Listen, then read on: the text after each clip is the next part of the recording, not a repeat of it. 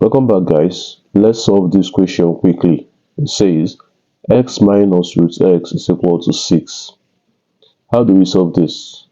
First thing I do is to rearrange this equation. Let me put this root x to this side and put 6 to this side. So I have x minus 6 is equal to root x. Okay? Now, if you don't understand what happened there, when a negative number crosses over, it becomes positive. And when I say crosses over, I mean crosses over the equal sign, it becomes positive. And when a positive number crosses over the equal sign, it becomes negative.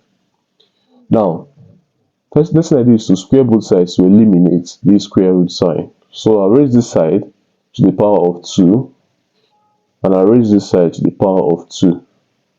Hence, from here I have x raised to the power of 2 is x squared minus this times this is 6x times 2 is 12x plus 6 squared is 36. And this is equal to root of x squared is written as x. And so here I would have x squared minus 12x, bringing this to this side, it becomes negative, okay, because it crosses the equal side. Then you have negative x plus 36 is equal to 0.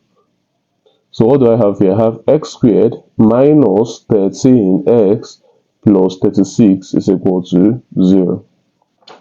Now, at this point, I can now say 36 has two factors that we can add to get 13. And what are those factors? Those factors are negative 9 and negative 4. Okay? When you add these numbers, you get negative 13. And when you multiply them, you get 36. Hence, you can now conclude that x minus 9 times x minus 4 is equal to 0. Hence, when the product of two things are equal to 0, it's either the first one is equal to 0 or the second one is equal to 0. So we can say that x minus 9 is equal to 0, hence x is equal to 9, or x minus 4 is equal to 0, hence x is equal to 4. At this point, you can now say, let's substitute these values for x in our equation. So we had that x minus root x is equal to 6.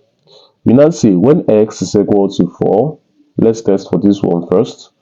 We have 4 minus square root of 4, and then this is equal to 4 minus 2, which is equal to 2, and 2 is not equal to 6. That shows us that the first solution doesn't satisfy. Let's take for the second solution. So we have x minus root x, and then we have our x to be equal to 9. So we have 9 minus square root of 9. 9 minus square root of 9 is 3, and this is equal to 6, which is equal to 6. Hence, the only solution that satisfies is the second solution. Thanks for watching, guys. I hope this all made sense. I'll see you guys in the next video. Bye bye.